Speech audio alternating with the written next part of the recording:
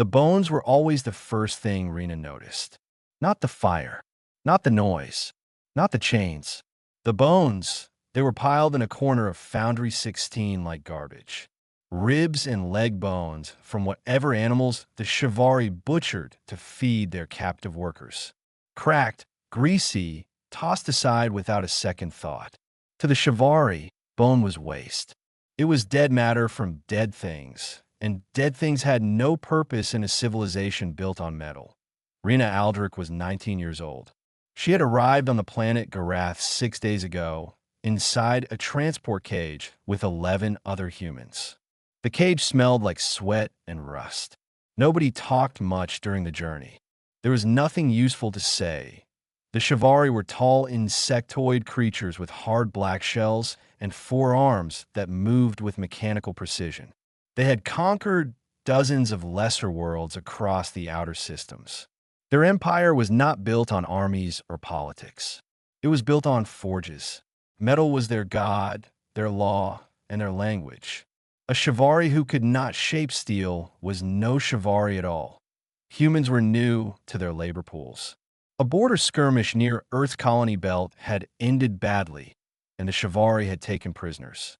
Not soldiers, civilians, workers, people like Rena, who had been pulled from a supply shuttle and processed like raw material T Foundry 16. They stamped a number on her arm with heated ink and assigned her to a station under Forge Master Dolan. He was enormous even by Shivari standards, his shell scarred from decades near open furnaces. He spoke through a translator box clipped to his chest, and every word came out flat and lifeless.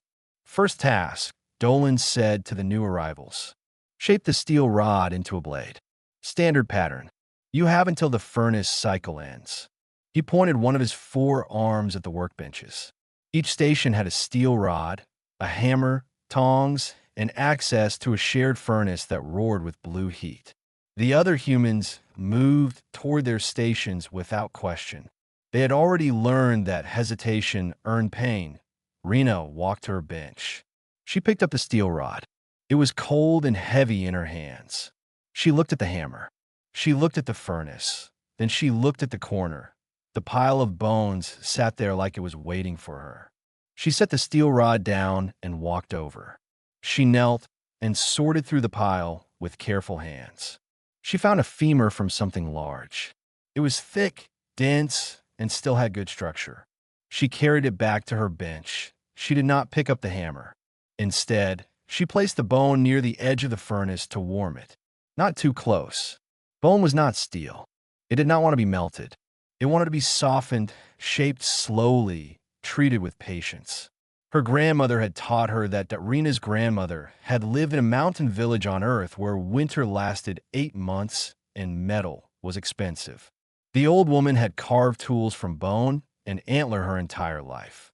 Needles, knives, scrapers, fishhooks. She had taught Rena everything before she died. How to read the grain of a bone. How to find its natural curve. How to let the material tell you what it wanted to become. Rena used a rough stone from the floor to begin shaping the warmed bone. She worked slowly. She scraped and smoothed and tested the edge with her thumb point. 20 minutes passed before Dolan noticed. He crossed the foundry floor in 4 heavy steps and stood over her station. His translator crackled. "What are you doing?" It was not a question. It was a warning. "Making a blade," Rena said. "That is bone." "Yes. You were given steel." "I know." Dolan's mandibles clicked together, and what Rena had already learned was anger. "Use the steel. That is an order." Rena looked up at him. She was small. He was massive. Every logical part of her brain told her to obey. But her hands did not move toward the steel rod. They stayed on the bone. "I can make something better with this," she said quietly. Dolan stared at her for a long time. Then he turned away and walked to the administration terminal at the far wall. She watched him enter something into the system. She knew what it meant. She was being reported, flagged, labeled as defective. She went back to work. By the time the furnace cycle ended, every other human at the bench line had produced a rough steel blade. Some were crooked, some were ugly, but they were steel, and steel was what the Shivari wanted. Rena held up her finished piece. It was a knife carved from bone, about 7 inches long, with a gently curved handle that fit the grip of a human hand perfectly. The edge was thin and even. She had polished it against the stone until it caught the light from the furnace point. One of the Shivari guards walked past and glanced at it. He stopped. He looked again. He reached out one hand and touched the edge with a fingertip. A thin line of dark blood appeared on his shell. He pulled his hand back and stared at Rena. Then he walked away without a word. Dolan's report was filed by the end of the shift. It read, Human Unit 47 is non-compliant. Refused steel. Worked with organic waste. Recommend reassignment to punishment detail. Rena was taken to a holding cell that night. She sat on the cold floor with her back against the wall and her eyes closed. She did not have the bone knife anymore. They had taken it from her, but she remembered every cut she had made, every angle, every curve. She could make another one. She could always make another one. Punishment detail at Foundry 16 meant hauling slag. Molten waste from the furnaces was dumped into massive troughs, and once it cooled into heavy, jagged chunks, the punishment crews had to carry it to the disposal pits outside the foundry walls. The work was brutal. The slag was sharp enough to cut through gloves, and the heat that still radiated from the chunks left blisters on bare skin. Rena did the work without complaint. She lifted, carried, and dumped. Her arms shook and her back screamed, but she kept moving. The Shivari guards watched the punishment crews with bored disinterest. As long as the slag kept moving, they did not care what the captives did between loads. That was their mistake. Between every trip to the disposal pit, Rena collected a rib bone from the food waste bin, a cracked horn fragment dropped near the butchering station, a handful of thick sinew fibers that the kitchen workers had stripped from meat and thrown away. She hid everything inside her shirt and transferred it to a gap behind a loose wall panel near her sleeping cell. Within a week, she had enough material to work with. That it was during her second week on punishment detail that Birch found her. Dale Birch was 53 years old and had been a captive in Shivari foundries for almost 4 years. He was thin and bent, with burn scars running up both arms. His eyes had the flat, empty look of a man who had stopped hoping a long time ago. The other human captive called him Birch because he never used his first name anymore. He found Rena sitting behind the waste bins during a rest period, shaping a piece of bone with a rough stone. "Stop that," he said. Rena kept working. "No." Birch crouched beside her. His voice was low and tired. "Listen to me. I have seen what happens to people who disobey. There's a place below this foundry called the Deep Furnaces.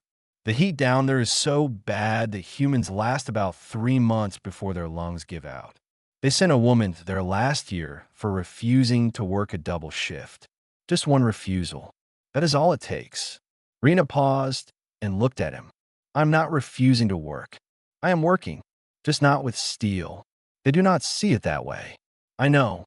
Birch rubbed his face with scarred hands. "Why? Why bone? What is so important about bone?" Rena was quiet for a moment. Then she said, "My grandmother lived in a village called Hollow Tree, up in the northern mountains on Earth.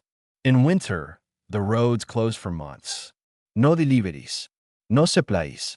Everything they needed, they made from what they had. Bone, antler, horn, wood, sinew. She could make a needle from a fish bone that was strong enough to sew leather. She made a full set of kitchen knives from deer antler that lasted 20 years. She held up the piece she was working on. It was beginning to take the shape of a small chisel. Before humans ever touched metal, Rena said, we build entire civilizations with this. Tools, weapons, armor, jewelry. Bone was the first technology. The Shivari think it is garbage because they never needed it. But that does not make it primitive. It makes it something they cannot understand." Birch stared at the chisel for a long time. Then he stood up and walked away without another word. But he did not report her. Someone else had been watching. Rin was a young Shivari apprentice, barely past her molting stage. She had been assigned to Foundry 16 to learn forge management under Dolan. She was small for her kind, with a lighter shell that had not yet fully hardened. Her job was to monitor captive workers and log productivity numbers. She had been watching Rena since the first day. She had seen the bone knife before Dolan confiscated it, and she had not been able to stop thinking about it. One night, Rin found the gap behind the wall panel where Rena kept her materials. She did not report it. Instead, she came back the next night and left something there. A leg bone from a large giraffe plains animal. Thick, dense, perfect for carving. Rena found it the next morning. She looked around the foundry floor and caught Rin watching from across the room. The young Shivari turned away quickly, but not before Rena saw the curiosity in her compound eyes. Over the following days, Rin kept leaving materials. Binding fibers, a smooth stone better suited for polishing, a curved horn tip that Rena could use as a handle. They never spoke. They did not need to. The exchange was its own language. Rena worked in secret. She built a second bone knife, better than the first. She shaped a set of small bone awls for detail work. She carved a scraping tool with an edge so fine it could peel thin layers from almost any surface. And then the bone knife started a travel point. One of the human captives borrowed it to cut threading for a repair job. A reptilian worker from another species used it to trim a seal on a cooling pipe because the standard steel tool was too thick. Word spread quietly. The bone knife worked.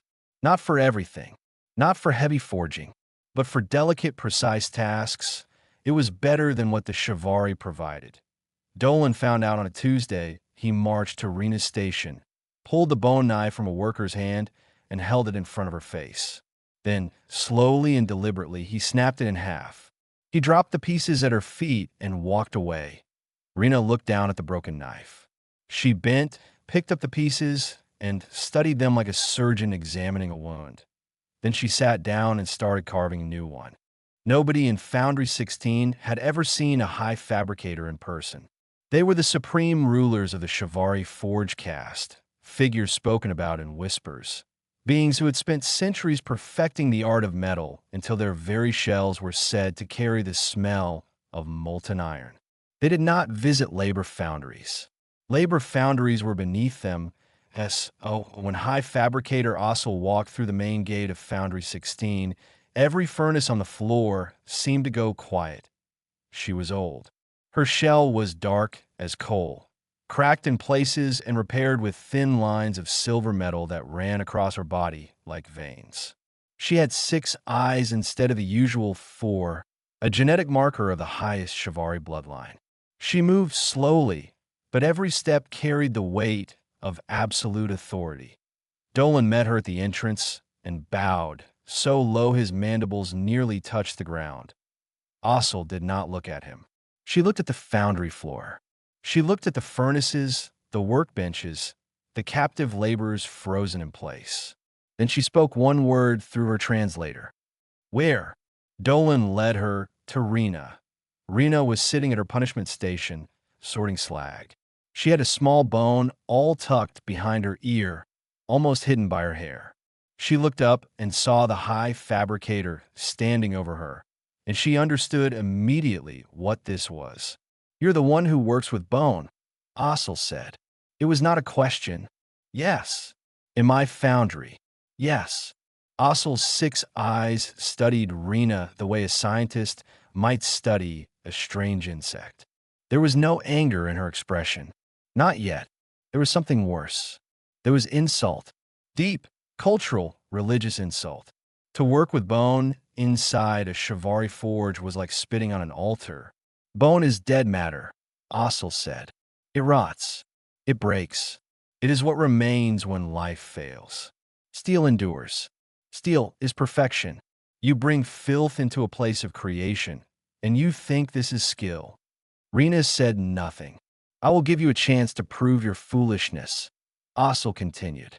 A crafting duel. You will make a tool from bone. My best smith will make a tool from steel. Both will be tested to destruction.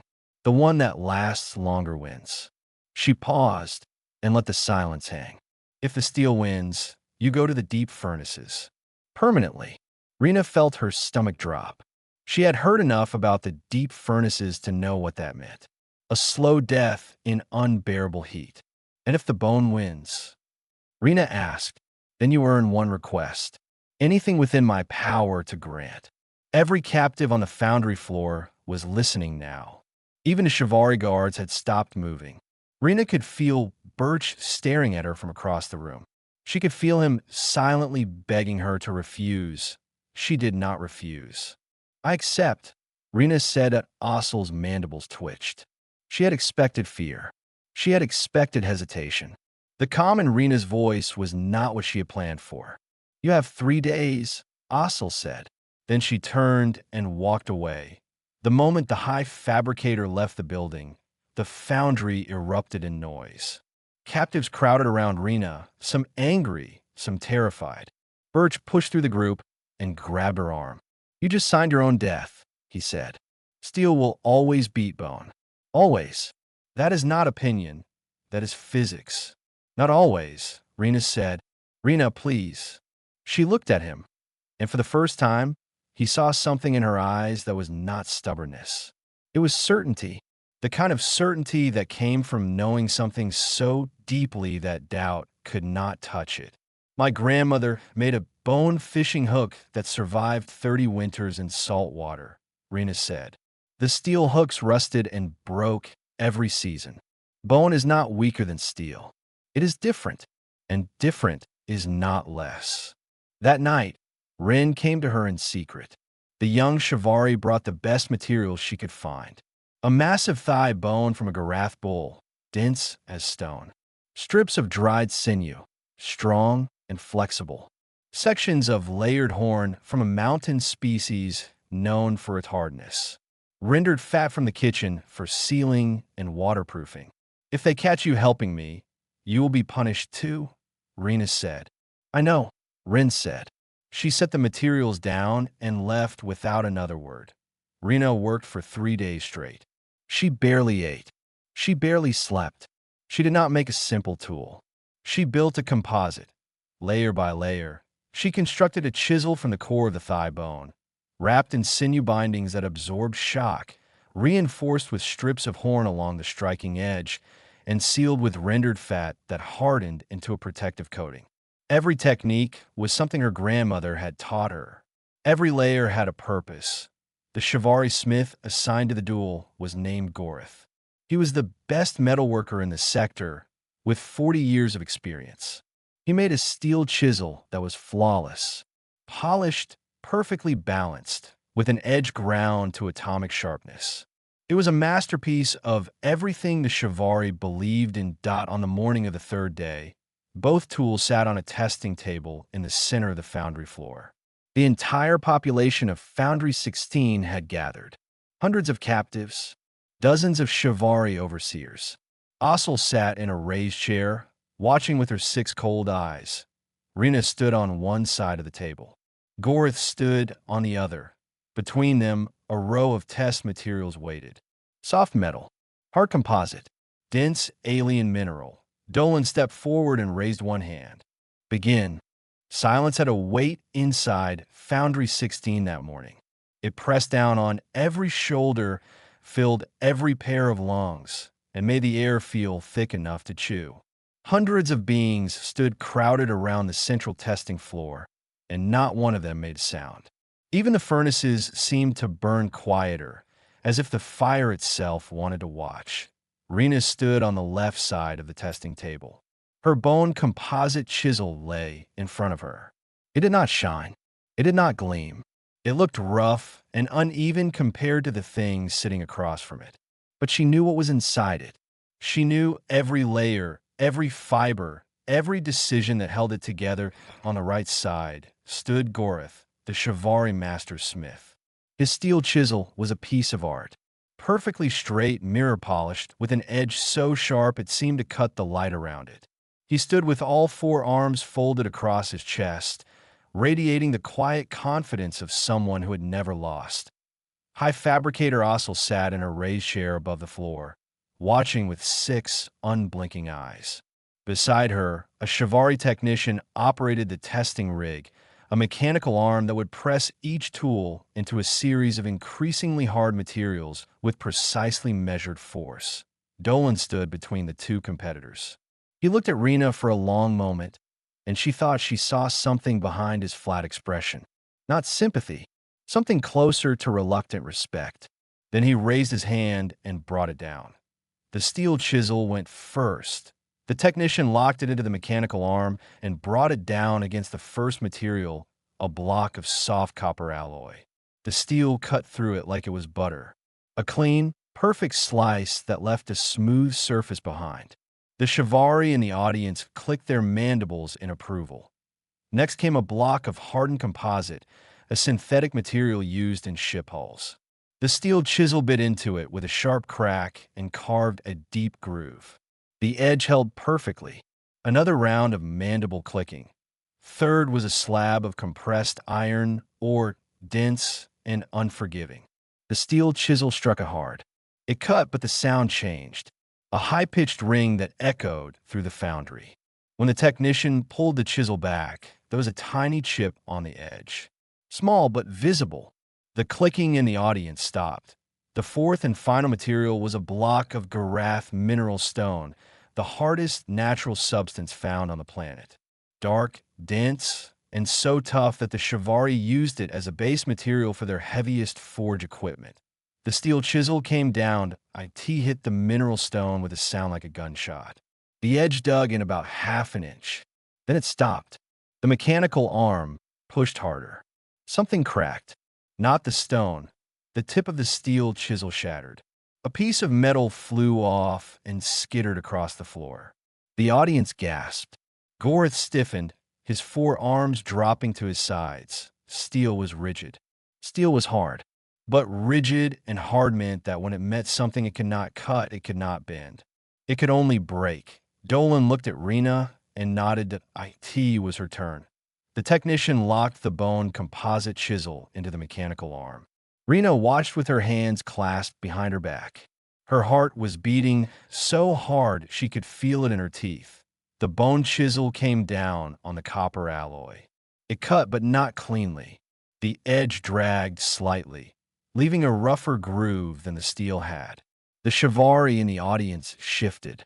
Some mandibles clicked in dismissal. The hardened composite was next.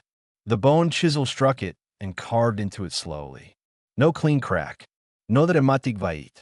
Just steady, grinding pressure. The sinew wrapping flexed and absorbed the vibration. The groove it left was shallow but complete. The chisel pulled back, undamaged. The compressed iron or block came third. The bone chisel hit it, and the sound was different from the steel. Not a sharp ring, but a deep, dull thud. The horn reinforcement along the edge caught and held. The sinew flexed. The bone core bent slightly under the pressure, then returned to shape. The groove it carved was not deep, but it was there. And when the technician pulled the chisel back, the edge was intact. Not a single crack. Not a single chip. The foundry was completely silent now. The mineral stone waited. The bone chisel came down. It hit the dark surface, and the sound was almost nothing. A soft, heavy contact, like a fist landing on packed earth. The mechanical arm pushed. The horn edge scraped against the mineral. The sinew stretched. The bone core flexed. The rendered fat sealant held everything together. IT did not cut deep. It gouged a groove about a quarter inch into the stone. But it did not break. It did not chip. It did not shatter. Every layer did what Rena had designed it to do. The horn cut. The sinew absorbed. The bone flexed. The fat sealed. The chisel came back whole. For 3 full seconds, nobody moved. Then a sound started somewhere in the back of the crowd. A low murmur that grew into open noise. Captive workers from a dozen species stared at the testing table with wide eyes. The bone had outlasted the steel. Gorith looked at his broken chisel. Then he looked at Rena. His expression was unreadable. Ossel rose from her chair. The noise died instantly. She descended to the foundry floor and walked to the testing table. She picked up the bone chisel and held it in 2 of her hands. She turned it over slowly examining every layer, every binding. Then she set it down and looked at Rena with all 6 eyes. "What is your request?" she said. Her voice was flat, cold, controlled. Every ear in the foundry strained to hear. Rena took a breath. She had known what she would ask for since the moment she accepted the duel. She had not hesitated then. She did not hesitate now. "Let me teach," she said. The corner of Foundry 16 that Rena was given measured 12 feet by 12 feet. It had no furnace, no proper tools, and no ventilation. It was a storage space that someone had cleared out by shoving crates against the wall. The message was clear. Ossel had honored her word, but she had done so with the smallest possible gesture of compliance. Rena did not care about the size of the room. She cared about what happened inside it. On the first day, 3 humans came. They sat on the floor while Rena showed them how to identify the grain of a bone, how to find the strongest axis, and how to use heat and pressure to shape it without cracking. They listened carefully and asked quiet questions. On the second day, 9 captives came, 4 humans and 5 others. Among them was a Drekari, a tall reptilian species with scaled hands and a deep knowledge of horn and claw. His name was Fossick, and he had not been allowed to practice his craft since the Shivari conquered his homeworld 11 years ago. When Rena handed him a piece of horn and asked if he could work it, his hands trembled. That be why the end of the first week, the workshop had 20 regular students. By the end of the second week, it had 40. They came from every captive species in the foundry. The Drekari brought horn-shaping techniques passed down through generations. A group of Pelori, small amphibian beings with delicate fingers, brought knowledge of coral and shell carving that their ancestors had perfected in the deep oceans of their water world. A pair of Gothi, broad-shouldered mammals with thick fur, knew how to work antler and tooth into tools strong enough to break frozen ground. Rena taught them all, and they taught her. The workshop became something that none of them had expected. It was not just a place to make tools. It was a place to remember. Every captive species in Foundry 16 had been stripped of their culture by the Shivari. Their traditions had been labeled primitive. Their crafts had been dismissed as waste. In the workshop, for the first time in years, they were allowed to be what they had been before. The Drekari sang old work songs while they carved. The Pelori arranged their shell pieces in traditional patterns that told stories.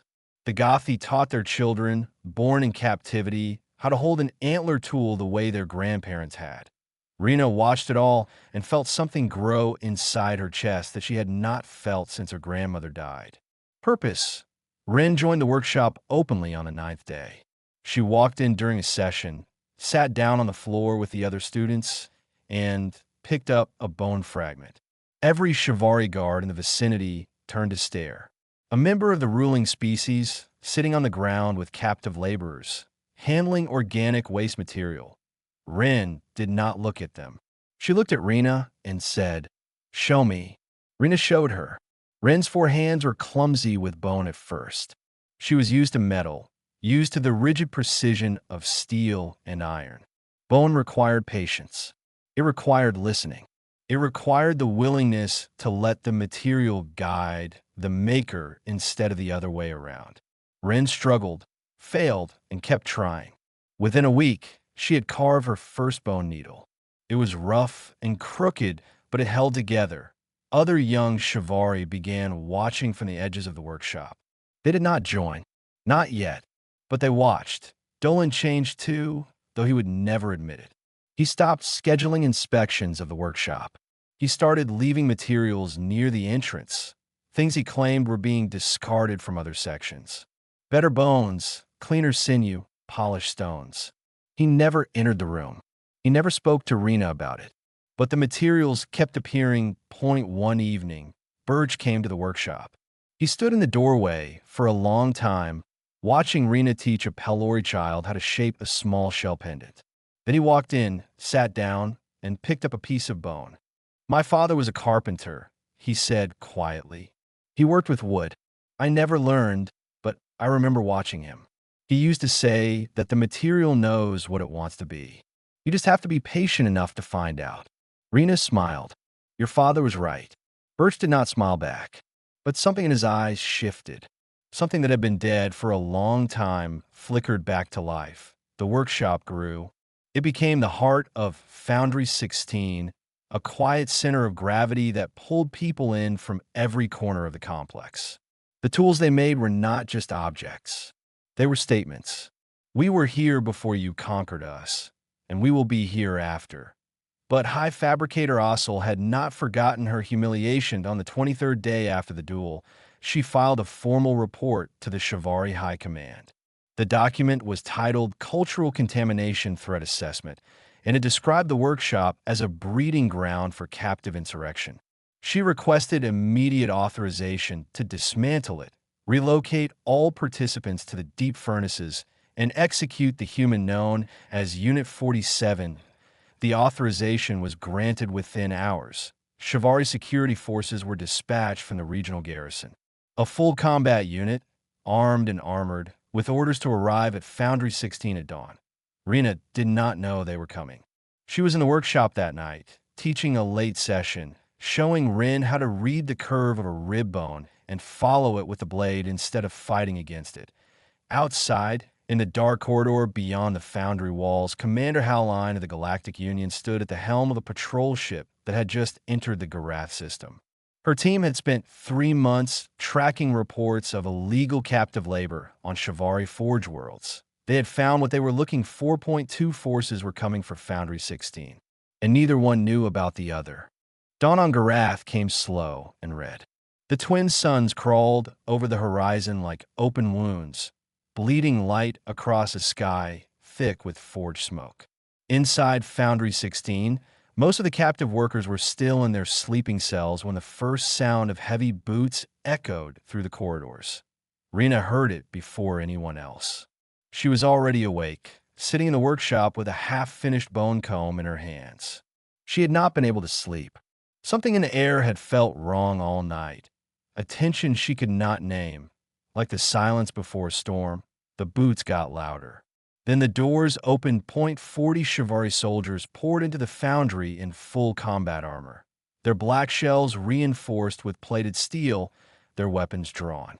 They moved in formation, splitting into squads that fanned out across the floor toward the worker cells, the forge stations, and the workshop. An officer stepped forward and activated a speaker mounted on a shoulder. His voice boomed through the entire complex. By order of High Fabricator Ossel and the Shivari High Command, this facility is under military control. All captive workers are to be relocated to the deep furnaces effective immediately. The organic crafting operation is terminated. The human-designated Unit 47 is to be detained for execution. The words hit the foundry like a physical blow. Captives stumbled out of their cells, confused and terrified. Some tried to run. The soldiers blocked every exit. Rena stood up slowly in the workshop. She set the bone comb down on the table. Her hands were steady. Her breathing was even. She had known this was possible. She had known it from the moment she picked up that first bone instead of the steel rod. She walked out of the workshop and into the main foundry hall. What she saw stopped her. They were already there. Not running. Not hiding. Standing. The captive workers of Foundry 16 had gathered in the center of the hall. Humans, Drekari, Pelori, Gothi, and half a dozen other species standing together in a loose circle. They held their crafts in their hands. Bone knives and chisels, shell pendants and coral carvings, horn tools and antler combs. Not weapons, symbols. Every piece they had made in the workshop held up like shields against everything the Shivari had tried to take from them. Fossick the Drekari stood at the front, holding a horn blade he had carved himself. His hands were not trembling anymore. Behind him, the Pelori child Rena had taught to shape shell stood, clutching her pendant so tightly her small fingers had gone white. Birch was there too, holding a rough bone handle that was the first thing he had ever made. It was ugly and lopsided, and he held it like it was the most valuable thing he had ever owned. The soldiers hesitated. They had expected panic. They had expected compliance. They had not expected this. Then Rin stepped out from the crowd and stood between the soldiers and the captives, a Shivari standing against her own kind. The soldiers stared at her. She was young. She was small. Her shell had not even fully hardened. But she planted herself on the floor and did not move. "This is wrong," Rin said. Her voice was quiet but clear. "What they're doing here is not contamination. It is creation, and we have no right to destroy it." The officer raised his weapon toward her. "Step aside, apprentice. That is an order." "No." A second figure moved. Dolan stepped forward from the shadows near the furnace wall. The old forge master walked with heavy steps until he stood beside Rin, his scarred shell catching the red light from the sun's. "She said no," Dolan repeated.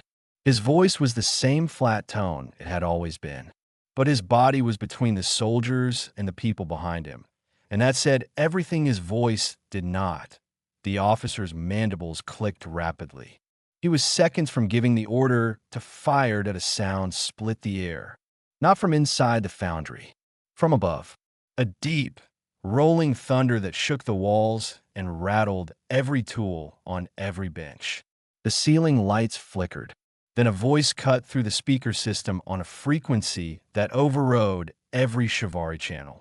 "This is Commander Howline of the Galactic Union Enforcement Division. Shivari military forces stand down immediately.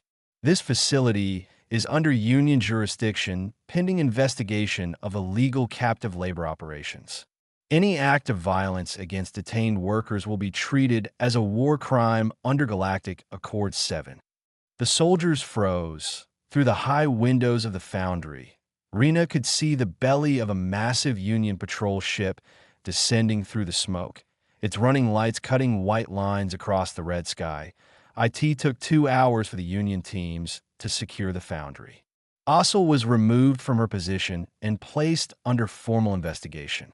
The Shivari soldiers were disarmed and escorted out. The captive workers were processed for release in the days that followed. Foundry 16 was not shut down.